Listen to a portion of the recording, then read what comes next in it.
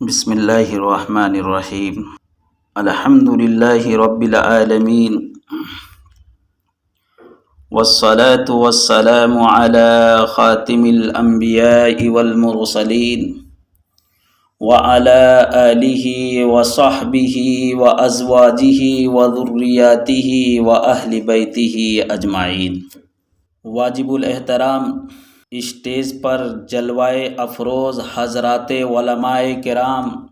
سامنے بیٹھے ہوئے معزز سامعین اور پردہ نشیں خواتین ملت، خداوند تعالیٰ نے جو دین اسلام ہم سب کو عطا کیا ہے وہ ہمارے لیے مکمل ایک ضابطۂ حیات ہے۔ اسلام کی بہت سی خصوصیات ہے، انہی میں یہ خصوصیت بھی ہے کہ اسلام نے انسان کے لیے بہترین اقتصادی نظام دیا ہے جو کئی امور پر مشتمل ہے، جن میں تقسیم میراث کا نظام بھی اہم ہے۔ اسلام نے بہت سارے امور کی رعایت کرتے ہوئے اس کا نظام بنایا ہے، جس میں مرد کے ساتھ ساتھ عورت کو بھی میراث کا حقدار بنایا گیا ہے۔ اسلام نے عورت کو وہ مثالی حقوق دیے ہیں جو آج تک کوئی مذہب، کوئی تہذیب اسے نہیں دے سکا، لیکن آج بھی ہمارے معاشرے میں ہماری بہن اور بیٹی کو وراثتی حقوق سے محروم کر دیا جاتا ہے، جبکہ قرآن کریم اور احادیث مبارکہ عورت کو وراثت میں حقدار بناتا ہے۔ ہم عورت کو اس کے اس حق سے محروم کیے ہوئے ہیں۔ کیا دنیا دار، کیا دین دار کوئی بھی اپنی بہن اور بیٹی کو وراثت میں حقدار نہیں ٹھہراتا؟ چند برتن اور دیگر اشیاء دے کر اس کے حصے کی جائیداد سے محروم کرنے کی روایت ہمارے معاشرے میں عام ہو چکی ہے۔ معاشرے کی تباہی کے ایک نشانی وراثت کی تقسیم میں انصاف کا نہ ہونا بھی ہے۔ عورت کے حقوق کی پامالی میں جتنا باپ، بھائی اور شوہر قصوروار ہے، اس سے کہیں بڑھ کر میں کہوں گا کہ ہمارا معاشرہ قصوروار ہے، جنہوں نے اس ناانصافی کو روکنے میں اپنا کوئی کردار ادا نہیں کیا۔ اکثر پڑھی لکھی مسلمان عورتیں بھی محض معاشرے کے دباؤ میں آ کر بھائیوں کو اپنا حق وراثت معاف کر دیتی ہے، لیکن یہ معافی دل سے نہیں ہوتی، اس لیے کہ جو بہن اپنا حق وراثت مانگتی ہے، معاشرہ اس کو نفرت کی نگاہ سے دیکھتا ہے، جیسا کہ اس نے بہت بڑا جرم کر لیا ہو۔ عورت کا یہ شرعی حق قائم کرنے کے لیے کم از کم پڑھی لکھی عورتوں کو حق وراثت کی زبردستی معافی کے اس رواج کو اپنے پاؤں تلے روند کر قرآن کا شرعی حق بحال کرنا ہوگا۔ باپ کے فوت ہو جانے کے بعد اس جائیداد پر کسی ایک کا حق نہیں ہے، بلکہ اب یہ امانت ہے ان وارثوں کی جن کو قرآن کریم نے وارث ٹھہرایا ہے۔ اس امانت کو جلد از جلد اس کے وارثوں کے حوالے کرے اور وارث عورتوں کو ان کی جائیداد سے محروم نہ کریں، ورنہ اللہ تعالی کے نزدیک پکڑے چلے جائیں گے۔ آج ضرورت اس امر کی ہے کہ معاشرے کے غیر شرعی رسم و رواج کو ختم کر کے اللہ تعالیٰ کی شریعت کو نافذ کرنے کی کوشش کی جائے، چونکہ وراثت کا حق عورت کا وہ حق ہے جو اس کے معاف کرنے سے بھی ساقط نہیں ہوتا۔ وہ جب چاہے معاف کرنے کے بعد بھی دوبارہ اپنے حصے کا مطالبہ کر سکتی ہے۔ ہم سب پر ماں اور بہنوں اور بیٹیوں کا قرض ہے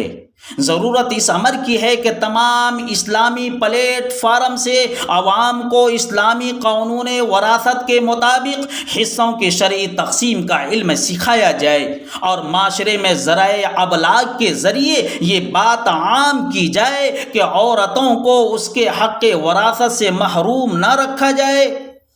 جو جائیداد آپ اپنے بیٹوں کو تاکید کر کے دیتے ہیں وہ اپنی بہنوں کو بھی وراثت میں حصہ ضرور دے۔ اگر ابھی تک وراثت کا بوجھ آپ کی گردن پر ہے تو آپ فکر کریں۔ اسلام کی تعلیمات میں جو وراثت کا ذکر ہے وہ سمٹ کر صرف بیٹوں کے درمیان رہ گیا۔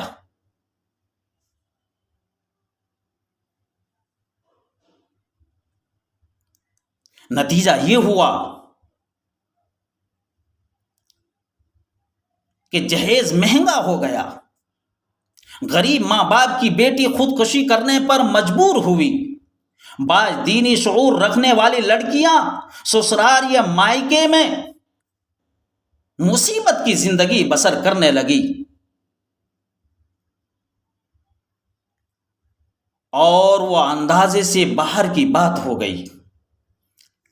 ابھی حال ہی کے اندر جو واقعہ پیش آیا ہے میں آپ کو بتاتا چلوں کہ گجرات کے احمد آباد کی رہنے والی عائشہ عارف خان کی سسرال والوں کے برے سلوک اور جہیز کے مطالبہ سے تنگ آ کر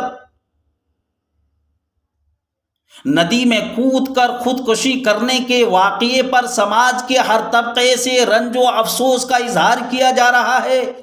وہیں دوسری طرف سماج سے جہیز جیسی برائی کے خاتمے کی بحث بھی تیز ہوتی جا رہی ہے۔ عائشہ کی خودکشی نے ایک بار پھر جہیز اور خواتین پر ظلم و زیادتی کو موضوع بحث بنا دیا ہے۔ ہر طرف سے جہیز کے لین دین کی مذمت، اس کی وجہ سے پیدا ہونے والے مسائل، اس کی سنگینی، ٹوٹتے رشتے، بکھرتے گھر، بکتی زمین و جائیداد، بڑھتی عمر کے باوجود رشتہ نہ ہونے کا درد، بوڑھے اور پریشان حال ماں باپ کی تڑپ، چھپ چھپ کر آنسو بہاتی اور بلکتی آنکھیں، کبھی بچیوں کا تو کبھی ماں باپ کا، چھتوں سے چھلانگ لگا کر، ٹرین کی پٹریوں پر آ کر اپنے آپ کو ندیوں اور دریاؤں کے لہروں کے حوالے کر کے اور طرح طرح کے دوسرے طریقوں سے اپنی زندگی سے ہی نجات پا کر اس مسئلے سے بچنے کی کوشش کی جا رہی ہے اور اس کے دیگر خطرناک تکلیف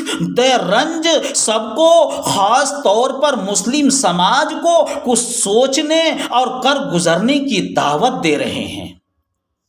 اس طرح کے واقعات کبھی بھی سماج اور سوسائٹی کے لیے افسوسناک ہے۔ سماج اور سوسائٹی کے وجوہات پر سنجیدگی سے سوچنا چاہیے اور اس واقعے سے تمام لوگوں کو، خاص طور پر مسلمانوں کو سبق لینا چاہیے اور معاشرے سے جہیز کی لعنت کو ختم کرنا چاہیے۔ لیکن